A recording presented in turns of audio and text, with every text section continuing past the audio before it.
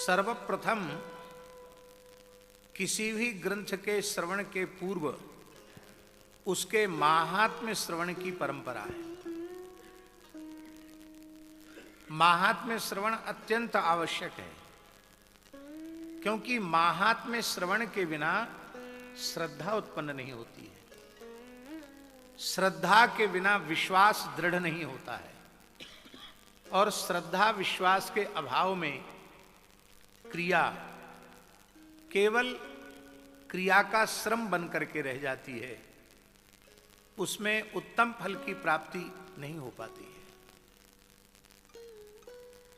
इसी को गोस्वामी जी ने कहा, जाने बिनु न होए परतीति, बिनु परतीति होए नहीं प्रीति, और प्रीति बिना नहीं भगति दृढ़ाई, जिमि खगपति जल के चिकनाई।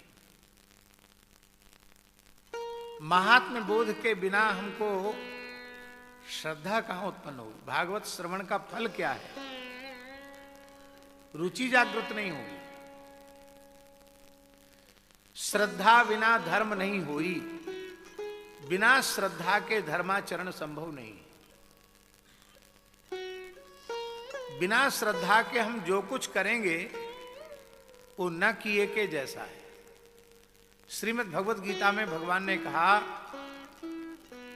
अश्रद्धया हुतम दत्तम तपस्तप्तम कृतम च यत् असदिच्युच्यते पार्थ न च तत्प्रेत्य नो इह।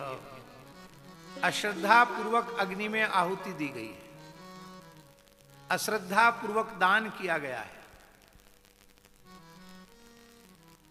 अश्रद्धा पूर्वक तप किया गया है, अथवा कृतंचयत श्रद्धा विरहित होकर कोई उत्तम से उत्तम साधन किया गया है।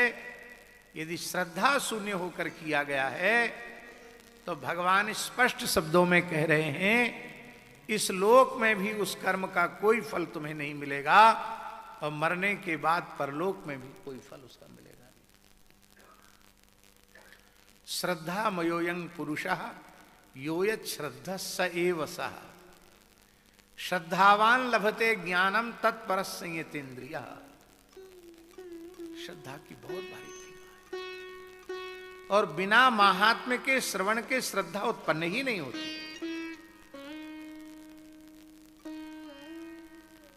महात्म्य का लेखन भी भगवान कृष्ण द्वैपायन व्यास जी ने किया है। 2 पुराणों में भागवत महात्म्य का विस्तार से वर्णन किया है। अन्य पुराणों में भी किंचित किंचित भागवत महात्म्य संबंधी वचन आए हैं, किंतु पद्म पुराण में 6 अध्यायों में और स्कंद पुराण में 4 अध्यायों में श्रीमद् भागवत महात्म्य का वर्णन किया गया है। यहां सुधी जनों के भीतर एक प्रश्न उत्पन्न हो सकता है कि श्रीमद् भागवत तो भगवान व्यास जी की अंतिम कृति है। जब महाभारत की रचना करने के पश्चात 17 पुराणों की रचना करने के पश्चात भी जब व्यास जी अपने कृतित्व से संतुष्ट नहीं हो पा रहे थे, तब देवर्षि नारद जी की प्रेरणा से उन्होंने भागवत लिखा, और भागवत को लिखने के बाद उन्हें पूर्ण संतोष हुआ कि जीवों के कल्याण का इससे श्रेष्ठ कोई दूसरा साधन नहीं हो सकता। वे परम संतुष्ट हुए, कृतार्थ हुए, कृतकृत्य हुए। तो अभी भागवत लिखा ही नहीं है, तो पूर्ववर्ती पुराणों में भागवत का महात्म्य कैसे आ गया? एक ये प्रश्न हो सकता है, और इस प्रश्न का समाधान ये है कि 18 पुराण, इतिहास श्रीमद् वाल्मीकि और महाभारत, यह सनातन है। इतिहास और पुराण दोनों को सनातन कहा गया। इसलिए शिव पुराण में अलग अलग कल्पों में अलग अलग व्यासों का वर्णन है। 28 प्रकार के व्यासों का वर्णन शिव पुराण में किया गया है। वर्तमान श्वेतवाराह कल्प में श्री कृष्ण द्वैपायन व्यास जी। तो इस कल्प के पूर्व जो कल्प था उसमें जो इतिहास पुराण लिखे गए, तो उस कल्प के व्यास जी के द्वारा श्रीमद् भागवत भी लिखा गया। तो उस कल्प में प्रसिद्ध जो श्रीमद् भागवत का महात्म्य है, उस महात्म्य को अपनी अनुपम ऋतम भरा प्रज्ञा के बल से, साक्षात भगवान है, नमोस्तुते व्यास विशाल बुद्धे, विशाल बुद्धि है भगवान व्यास। उन्होंने अपने त्रिकालावाधित ज्ञान के द्वारा पूर्व कल्प में श्रेष्ठ रचित जो इतिहास पुराण हैं, उन इतिहास पुराणों में जो भागवत की महिमा है उसका स्मरण करके, और उन्होंने इस वर्तमान कल्प के स्कंद पुराण और पद्म पुराण में भागवत महात्म्य लिख दिया। तो इसमें कोई शंका संदेह का अवसर नहीं है। अब एक दूसरा प्रश्न है, जब वे भागवत का महात्म्य अपनी त्रिकालावाधित ज्ञान शक्ति के द्वारा जानते ही थे, तो उन्हें अपने कृतित्व से असंतुष्ट होने का नाटक करने की क्या आवश्यकता थी? उसी ज्ञान का आश्रय लेकर भागवत जी लिख देते। नारद जी को आकर उन्हें प्रेरणा क्यों देनी पड़ी? इसका उत्तर यह है कि जब नारद जी के मुखारविंद से सुनकर उन्होंने भागवत का प्रणयन किया, तो भागवत का एक संप्रदाय आ गया, भागवत की एक गुरु परंपरा आ गई। हमारे यहां संप्रदाय पुरस्सर जो ज्ञान होता है उसको ही प्रामाणिक माना गया है। संप्रदाय पुरस्सर का अर्थ होता है गुरु शिष्य परंपरा से प्राप्त, गुरु शिष्य परंपरा से प्राप्त जो ज्ञान है वही जीव का परम कल्याण करने वाला होता है। अब नारद जी ने जब व्यास जी को भागवत तत्व का उपदेश किया तो पूरी गुरु परंपरा आ गई। भगवान नारायण ने भागवत का उपदेश श्री ब्रह्मा जी को किया, ब्रह्मा जी ने भागवत का उपदेश श्री नारद जी को किया, और नारद जी ने भागवत का उपदेश श्री व्यास जी को दिया, और व्यास जी ने भागवत का उपदेश सुखदेव जी को किया, सुखदेव जी ने भागवत का उपदेश परीक्षित को किया। इत्यादि प्रकार से भागवत की परंपरा आ गई।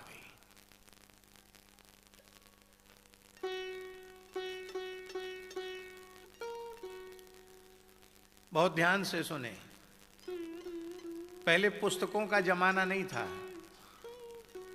क्योंकि हमारे जो ग्रंथ थे वो पांडुलिपियों में थे, प्रतिलिपि तैयार करनी पड़ती थी। राजाओं के यहाँ बड़े बड़े राजकीय ग्रंथागारों में ग्रंथ सुरक्षित रहते थे, अथवा विशिष्ट बड़े विद्वान होते थे, उन विद्वानों के घरों में ग्रंथ, उनकी पांडुलिपियां सुरक्षित होती थी। कोई बाजार में ग्रंथ उपलब्ध नहीं होते थे।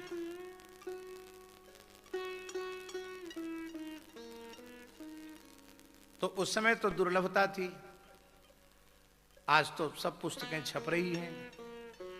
गीता प्रेस ने तो इतना सुलभ कर दिया है इतिहास पुराण साहित्य को कि आप सस्ते से सस्ते दाम में कल्याणकारी साहित्य को अपने घर बैठ करके मंगा सकते हैं, पढ़ करके उसका लाभ ले सकते हैं।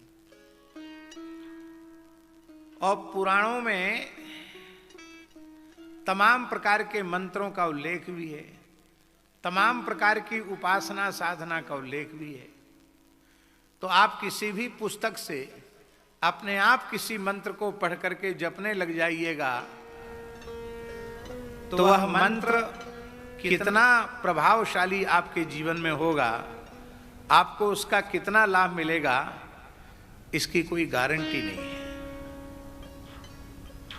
हो सकता है कथनचित अविधि पूर्वक जपा गया है तो उसका विपरीत फल मिलने लग जाए। इसलिए पुस्तक में पढ़ा हुआ छपा हुआ मंत्र पढ़ करके जपने की परंपरा नहीं है, परंपरा से मंत्र को प्राप्त करके तब जपने की परंपरा है।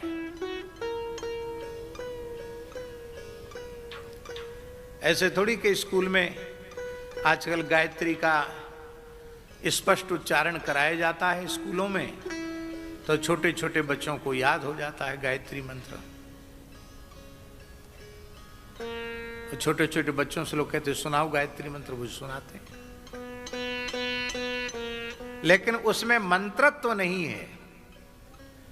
मंत्रत्व तब आवेगा, बहुत ध्यान से सुने, मंत्रत्व तब आवेगा जब पहले मंत्र ग्रहण करने की पात्रता आप में हो। गायत्री मंत्र के ग्रहण की पात्रता के रूप में पहले द्विजाति होना अनिवार्य है। ब्राह्मण, क्षत्रिय, वैश्य, इन तीनों को द्विजाति कहा जाता है, द्विजन्मा कहा जाता है। और केवल द्विजाति होने से आप अधिकारी नहीं होंगे, द्विजाति होने के साथ ही साथ आपका समय से उपनयन संस्कार होना चाहिए, यज्ञोपवीत संस्कार होना चाहिए। उस समय यज्ञोपवीत संस्कार के समय आपके कुलगुरु, यज्ञोपवीत संस्कार कराने वाले पूज्य आचार्य गुरुदेव आपके दक्षिण कर्ण में विधिवत गायत्री का उपदेश करेंगे। तब उस गायत्री मंत्र के जपने के आप अधिकारी बनेंगे, तब उस मंत्र के जप से आपको लाभ होगा। ऐसी पुस्तकों में लिखा हुआ पढ़ करके जपेंगे तो उससे लाभ नहीं होगा। हम कहना ये चाहते हैं झा जी कि संप्रदाय की कितनी महिमा है, इसलिए परंपरा से प्राप्त मंत्र का ही जप करना चाहिए। ये भागवत की एक परंपरा हो गई। ये मनमुखी ज्ञान नहीं है, ये गुरुमुखी ज्ञान है। ये प्रमाणित करने के लिए व्यास जी का असंतुष्ट के जैसा अभिनय करना और नारद जी का आकर उन्हें भागवत तत्व का उपदेश करना।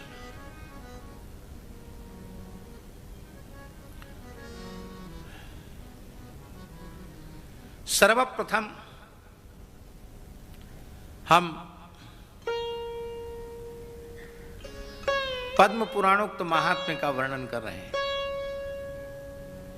सच्चिदानंद रूपाय विश्वोत्पत्त्यादि हेतवे तापत्रय विनाशाय श्री कृष्णाय वयं नुमः।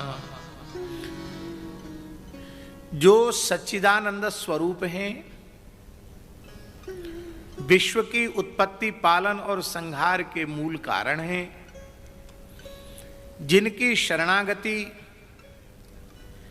दैहिक, दैविक, भौतिक तीनों प्रकार के तापों को समाप्त करने वाली है, उन राधा रानी के सहित जो श्री कृष्ण हैं, उनके चरणों में हम प्रणाम करते हैं, उनके चरणों की शरण हम ग्रहण करते हैं। प्रथम श्लोक में भगवत शरणागति है और द्वितीय श्लोक में गुरु प्रपत्ति है। भगवत शरणागति सद्गुरु शरणागति के बिना सफल नहीं होती, इसलिए दूसरे श्लोक में गुरु प्रपत्ति है। यम प्रव्रजन्तमनुपेतमपेत कृत्यं द्वैपायनो विरह कातर आजुहाव पुत्रेति तन्मयतया तरवो विनेदुस्तं सर्वभूत हृदयं मुनिमानतोस्मि। गुरु का प्रथम लक्षण क्या है? गुरु कैसा होना चाहिए? गुरु का प्रथम लक्षण है वह विरक्त होना चाहिए। विरक्त माने शरीर संसार की आसक्ति से शून्य होना चाहिए, वैराग्यवान होना चाहिए। वैराग्यवान गुरु नहीं होगा तो स्वयं ही संसार चक्र से मुक्त नहीं हो सकेगा, तो अपने शिष्य को संसार चक्र से मुक्त भला कैसे कर पावेगा? इसलिए पूज्य गुरुदेव भक्तमाली जी कहते थे, किसी ग्रंथ का उदाहरण दे करके, ग्रही गुरु न कर्तव्यः। कुलगुरु तो ग्रही होते हैं, कुल पुरोहित कुलगुरु, जो गायत्री का उपदेश करते हैं, लेकिन विशिष्ट संप्रदाय की दीक्षा आपको लेनी है तो चतुर्थाश्रमी गुरु होना चाहिए, ऐसा भी ग्रंथों में मिलता है। ग्रही गुरु न कर्तव्य।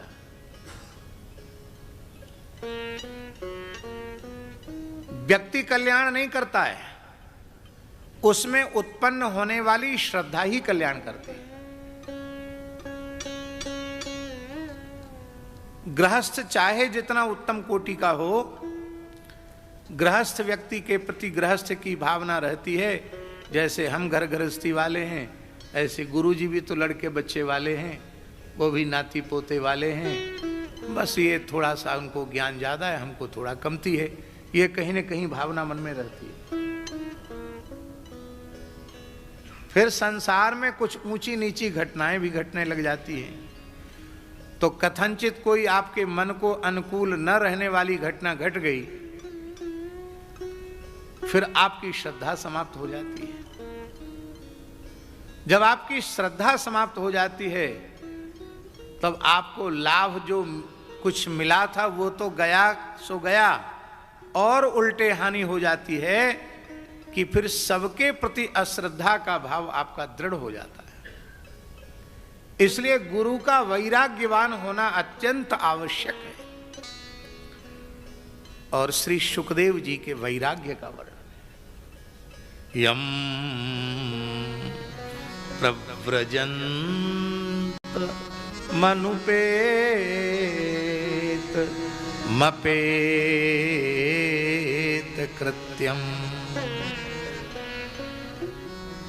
सुखदेव जी का भी जन्म ही हुआ था। जन्म लेते ही वे 16 वर्ष के से हो गए।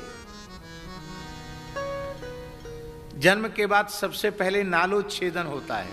जो नाल नाभि में होता है उसको काटा जाता है, उसको नालोच्छेदन कहते हैं। अभी आपका नालोच्छेदन संस्कार तक नहीं हुआ था। उस लटकते हुए नाल को आड़वंद के जैसे आपने कमर में लपेट लिया, और भगवान व्यास के जैसे पिता की ओर भी नहीं देखा। महासती वटिका अपनी जन्मदात्री माता की ओर भी नहीं देखा, सीधे जंगल की ओर चल पड़े। यह है उनका वैराग्य। जन्मते ही जिन्होंने सन्यास ग्रहण कर लिया। आप कहेंगे जन्मते ही सन्यास की विधि है क्या? सन्यास के 2 प्रकार हैं, एक विविदिशा सन्यास और एक विद्वत सन्यास। विविदिशा का अर्थ होता है वेत्तुम इच्छा विविदिशा, भगवत तत्व के अपरोक्षानुभूति की इच्छा। उससे जो सन्यास लिया जाता है उसको विविदिशा सन्यास कहते हैं, जो हम लोगों का है।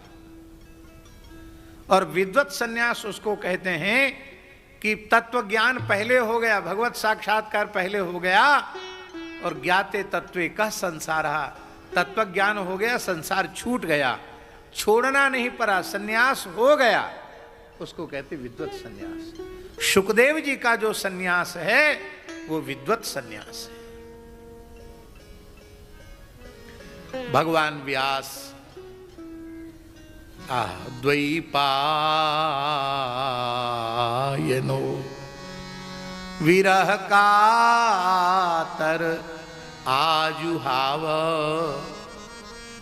द्वैपायन भगवान व्यास विरह से व्यथित होकर के पुकार रहे थे, पुत्रेति पुत्रेति पुत्रेति, हे पुत्र हे पुत्र हे पुत्र, पुकार रहे थे। अब यहां एक प्रश्न और हो गया। व्यास जी जिनकी वाणी इतिहास पुराण का आश्रय लेकर कितने मोहग्रस्त प्राणियों का मोह निवृत्त हो जाता है, विषयासक्त प्राणी निर्विषय हो जाते हैं, तत्व ज्ञान से संपन्न हो जाते हैं, अहमता ममता से शून्य हो जाते हैं। उन भगवान व्यास में अहमता ममता और उन भगवान व्यास में पुत्र के प्रति ममता का भाव मोह का भाव समझ में नहीं आता। विरह का तराजू आवो। पुत्र संबंध को लेकर व्यास जी के मन में अपने पुत्र के प्रति इतनी ममता होना और उसके विरह से व्यथित होकर के पीछे पीछे चलना, बेटा कहाँ जा रहे हो, बेटा कहाँ जा रहे हो, ये तो लगता व्यास जी को केवल मौखिक ज्ञान है, वस्तुतः व्यास जी को ज्ञान नहीं है। ऐसा सोचना भी अपराध है। इसका एक रहस्य है। वो रहस्य ये है कि पुत्र संबंध से व्यास जी को विरह नहीं हो रहा है। व्यास जी सुखदेव जी की महिमा को जानते हैं।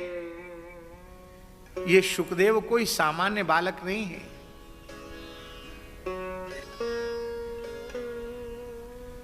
ये तो साक्षात श्री कृष्ण है।